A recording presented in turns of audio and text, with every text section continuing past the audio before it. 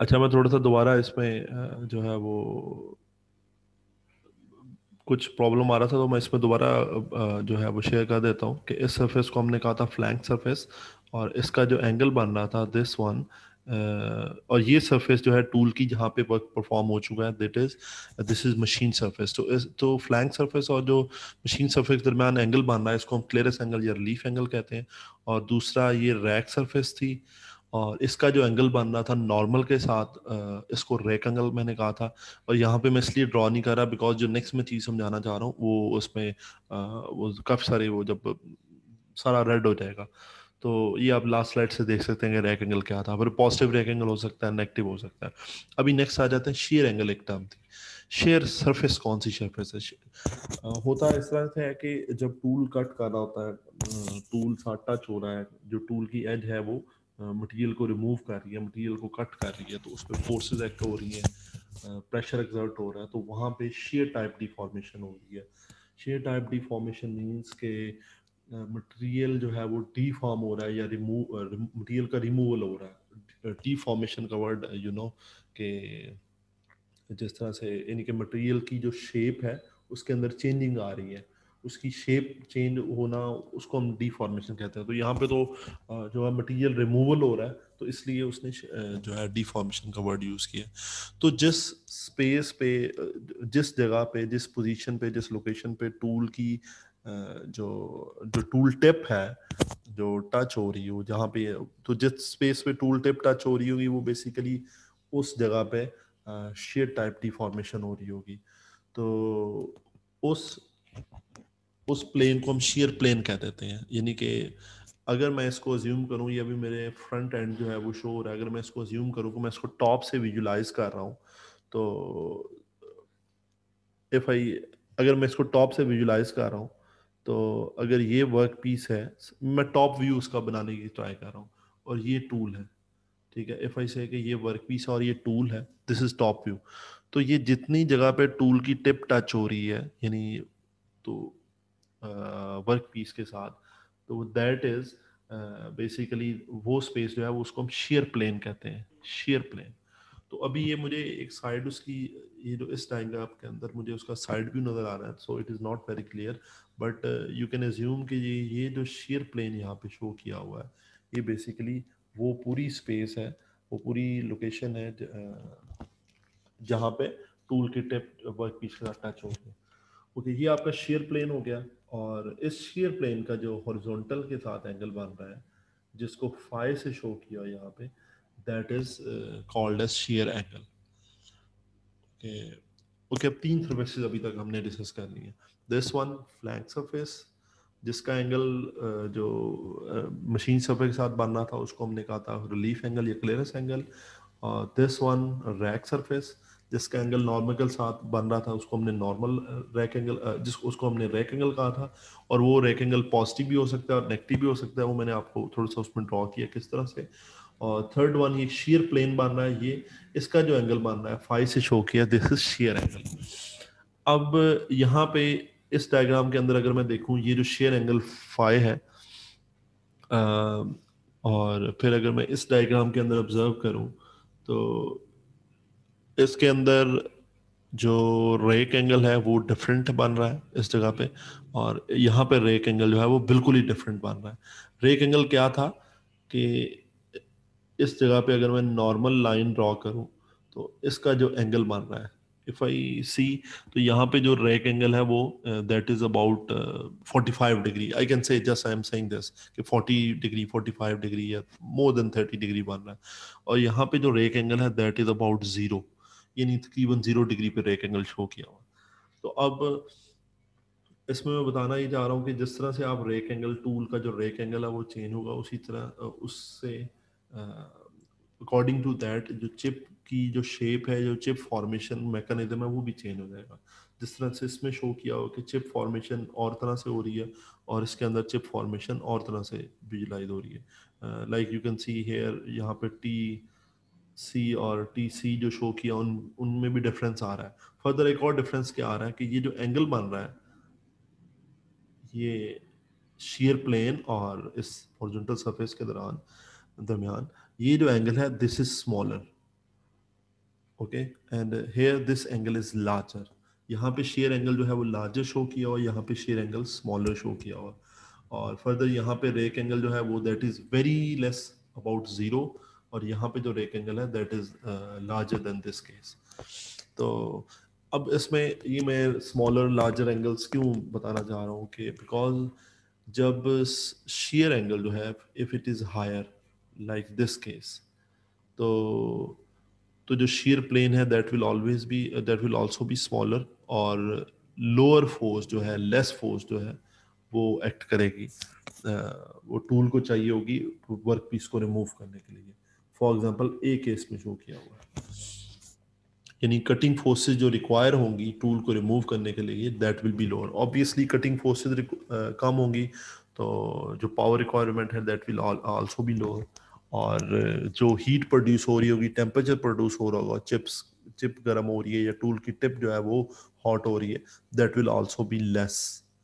Again इसमें मैं repeat कर देता हूँ कि ए केस के अंदर मैंने डिस्कस किया है कि जो शेयर प्लेन है और शेयर प्लेन और जो हॉरिजॉन्टल के दरमियान जो एंगल बन रहा है शेयर एंगल जिसको मैंने कहा, ए केस के अंदर shear angle is higher as compared to the B case, और if shear angle is higher then the tool need less cutting forces to cut the material, or you can say to remove the material, और less cutting forces चाहिए तो power भी less चाहिए और temperature भी कम produce होगा।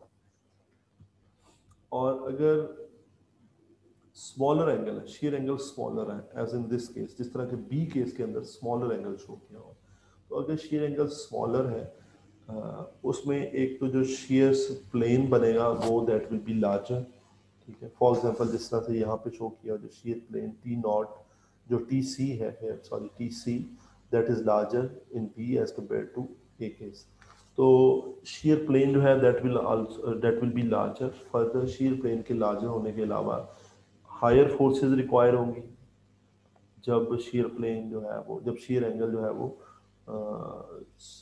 छोटा होगा, स्मॉलर होगा, तो जो शेयर प्लेन है वो बड़ा हो जाएगा और ज़्यादा फोर्सेस रिक्वायर होगी, और ज़्यादा फोर्सेस रिक्वायर होंगी तो ऑब्वियसली जो ओवरऑल पावर रिक्वायरमेंट है वो भी इंक्रीज हो जाएगी।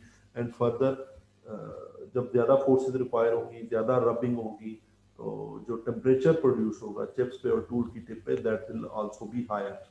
तो ये डिफरेंस आ गया शेयर एंगल के केस में। शेयर एंगल जब लार्जर है तो क्या डिफरेंस है, शेयर एंगल जब स्मॉलर है तो क्या डिफरेंस है, ये उसका बेसिकली इफेक्ट शो किया हुआ है शेयर प्लेन एंगल का in diagram A and B. Here इसके अंदर वो सारी चीज़ें जो मैं भी आपसे डिस्कस कर रहा था वही लिखा हुआ है कि फिर फर्दर इसके अंदर यू कैन ऑल्सो सी जिस तरह की मैंने बात की कि ए के अंदर रेक एंगल जो है वो लार्जर है, that is larger which is actually tending to increase the shear angle, this one।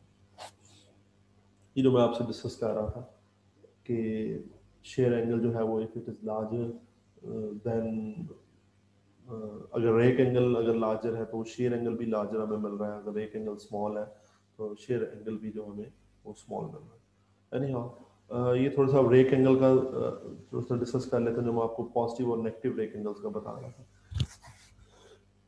ये इसके अंदर ये जो चीज़ है this one is cutting tool को शो किया, और ये इसकी टॉप साइड, ये इसको I have already told you, इसको हम रैक सरफेस कहते हैं, here it is rack face, same thing. और जो बॉटम साइड थी इसको हमने फ्लैंक सरफेस कहा था, और ये जिसको न्यू सरफेस शो किया ये this is the machine surface, जिसको हमने मशीन सरफेस कहा। और ये टूल की जो टिप कटिंग टिप बन रही है ये वो सरफेस है।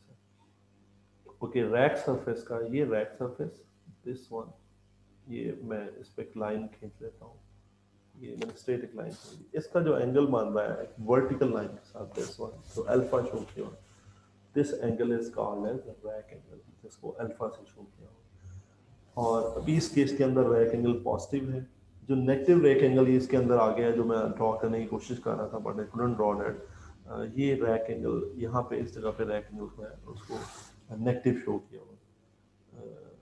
यू कैन सी ये अगर सारी वो मशीन सरफेस बन रही है और ये वो रियल की नहीं सरफेस बन रही है, और ये कटिंग एज है, if this is cutting edge, और इस पे जो टूल की डायरेक्शन है वो हमें नज़र आ रही है कि वो इंक्लाइंड है towards left. You can see here ये टूल जो है it is inclined towards left side. इस केस में टूल जो था वो इंक्लाइंड था टुवर्ड्स राइट साइड, और इस केस में टूल जो है वो it is inclined towards left side.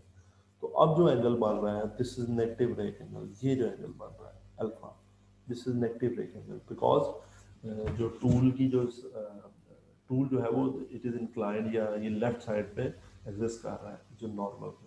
तो ये नॉर्मल लाइन और ये जो है वो रैक सरफेस दिस वन। तो ये इन दोनों के दरमियान जो एंगल है रैक एंगल। इस केस में रैक एंगल जो है वो नेगेटिव है, और इस केस में जो रैक एंगल है दिस इज पॉजिटिव।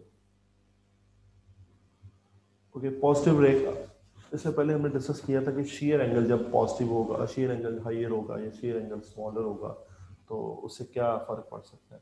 अभी इसमें से कुछ के रैक एंगल के चेंज करने से क्या चेंजिंग आ सकती है, किस तरह से फॉर्मेशन में चेंजिंग आ सकती है, थोड़ा सा उसका हम देख लेते हैं कि अगर रैक एंगल पॉजिटिव है और देन जो शेयर प्लेन का जो साइज है दैट विल बी रिड्यूस्ड। ये हम ऑलरेडी आपसे शेयर कर चुका हूँ। मैं इस दोबारा इस डायग्राम पे जाता हूँ। ये इसके अंदर इस डायग्राम के अंदर रैक एंगल जो है वो पॉजिटिव शो किया हुआ है। अगर ये प्लेन बन रहा है तो इससे कि ये वर्टिकल लाइन बन रही है और ये रैक सरफेस बन रही है और ये एंगल बन रहा है दिस वन, ये जिसको मैं इन दो लाइंस के दरमियान वर्टिकल लाइन और ये रैक सरफेस वाली लाइन के दरमियान। अब ये यहाँ पे पॉजिटिव है rack surface. The point is कि जब रैक एंगल जो है वो पॉजिटिव होगा तो शेयर सरफेस जो है वो ये जो शेयर प्लेन या शेयर सरफेस जो है दैट विल बी स्मॉलर।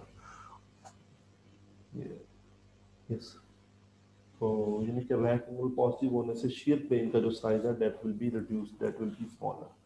और फर्दर शेयर प्लेन अगर स्मॉलर होगी, हम ऑलरेडी डिस्कस कर चुके हैं, तो दैट मीन्स कि कटिंग फोर्स या जो पावर रिक्वायरमेंट है वो रिड्यूस हो जाएगी।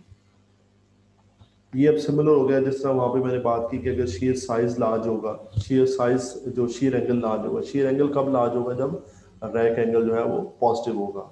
जिस तरह से दोनों से एक दूसरे से इंटरलेट कर रहे हैं तो शेयर प्लेन जो है उसका साइज कम हो जाएगा, कटिंग फोर्सेज रिड्यूस हो जाएंगी और पावर रिक्वायरमेंट जो है that will also be reduced.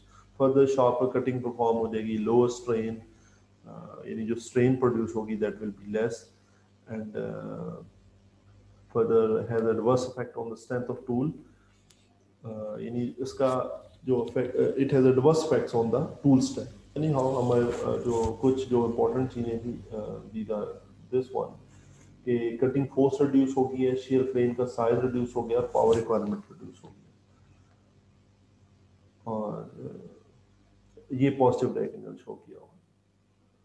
अच्छा, और जीरो रेक एंगल भी हो सकता है। ठीक है, जीरो रेक एंगल से मुराद ये है कि अगर टूल बिल्कुल स्ट्रेट है जिस तरह के उस डायग्राम के अंदर मैं बता रहा कि ऑलमोस्ट जीरो रेक एंगल।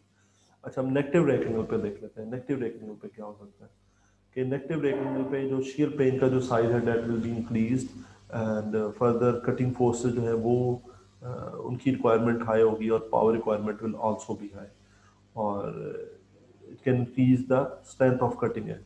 तो ये इसमें नेगेटिव रेक एंगल होने से ये डिफरेंस आ जाएगा पॉजिटिव और नेगेटिव का। ओके, फिर नेगेटिव रेक एंगल से एक और जो प्रॉब्लम जो इसका नेगेटिव इम्पैक्ट है दैट इज वियर। उस वियर एंड टीयर ज़्यादा परफॉर्म ज़्यादा चांसेस होते हैं, टूल की जो सरफेस है उसके वियर एंड टीयर की यानी उसकी डिटीरियोरेशन के ज़्यादा चांसेस होते हैं। और उसके लिए एक टर्म यूज होती है crater wear. Crater wear basically जो चिप्स बन रही हैं, ये अगर टूल की टिप है, इफ आई से कि ये टूल की टिप बन रही है, ये वर्क पीस है, ये मैं थोड़ा सा इसमें रफली से ड्रॉ कर रहा हूँ, ये वर्क पीस, और ये यहाँ से मटेरियल रिमूव हो रहा है। इफ आई से कि ये चिप्स बन रही हैं, ये जो मैं स्पाइरल शेप में बना रहा हूँ, ये चिप्स बन रही हैं। टूल कटिंग एज टूल जो है वो कट कर रहा है और कटिंग एज से चिप प्रोड्यूस हो रही है, और मैंने बताया था कि ये along the surface of the tool यानी जो टूल की जो रैक सरफेस बन रही थी, टॉप सरफेस बन रही थी, उसके अलोंग ये लिफ्ट हो रही होती। तो ये जब लिफ्ट हो रही होती है, अब्रेजन का प्रोसेस हो रहा था, यानी ये वहाँ पे अब्रेजन यानी कि रब कर रही होती है, चिप्स जो बन रही होती है टूल की जो सरफेस है या टूल की टिप है उसको रब कर रही होती है, अब वो ड्यू टू दैट रबिंग या due to that abrasion tool की जो सरफेस है उस पर वियर एंड टियर हो रही होती है, उस पर जो है वो उसकी डिटोरेशन हो रही होती है।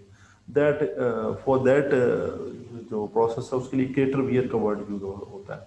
तो यहाँ पे सिंपली वो लिखा हुआ chips erodes the rack surface.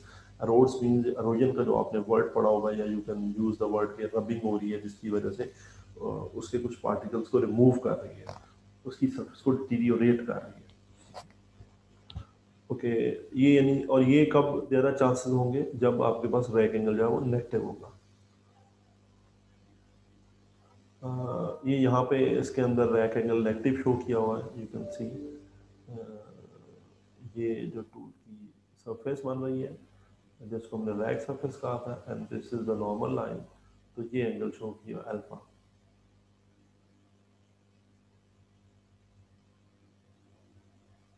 Okay ये अभी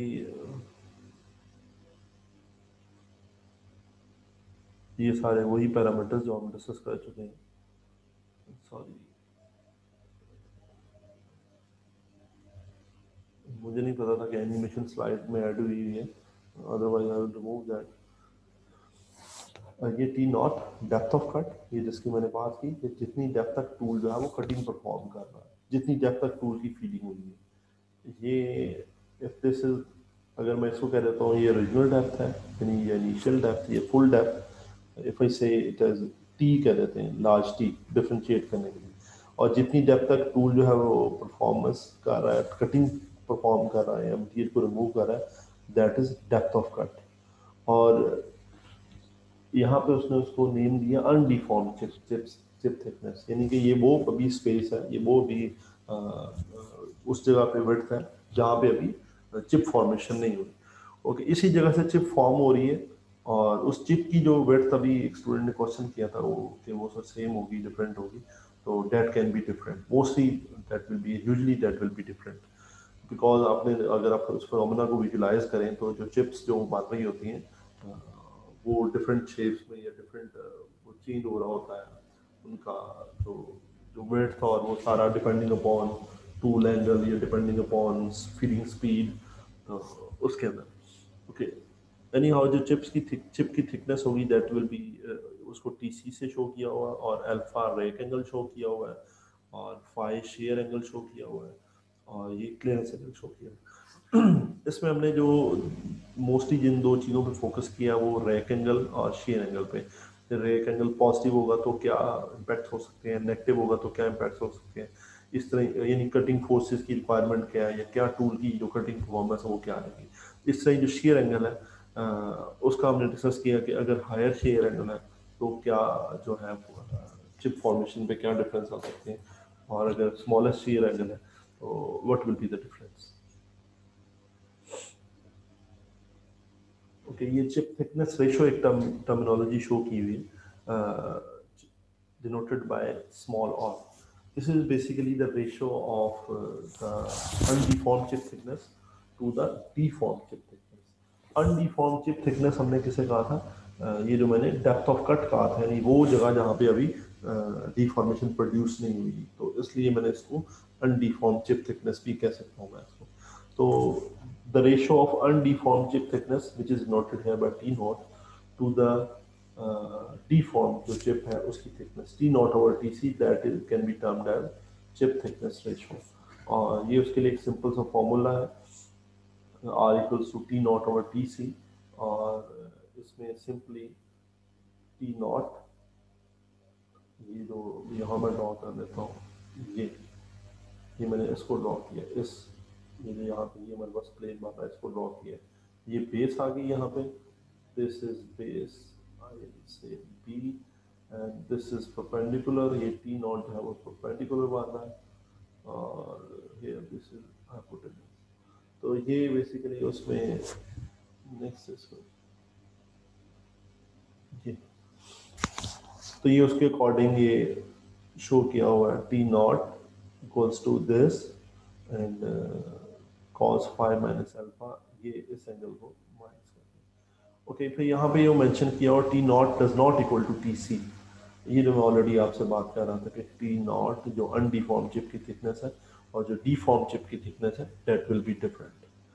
And here further chip thickness is always greater than the depth of cut.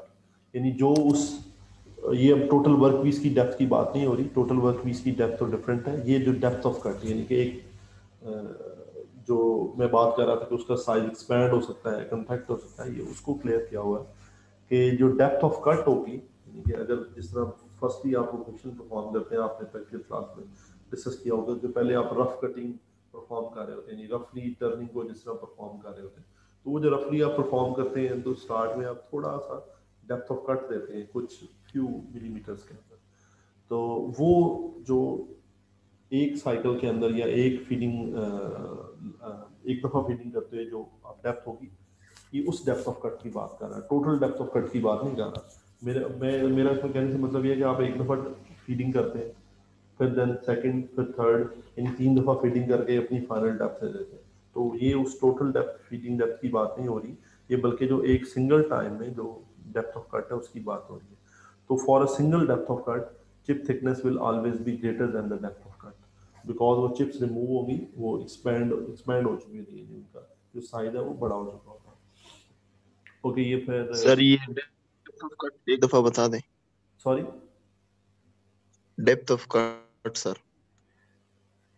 Depth of cut. जी सर। अच्छा, मैं एक सेकेंड. डेप्थ ऑफ कट बच्चे सिंपल, जिस तरह के फॉर एग्जांपल एक सेकेंड मैं इसमें ड्रॉ कर लेता हूँ.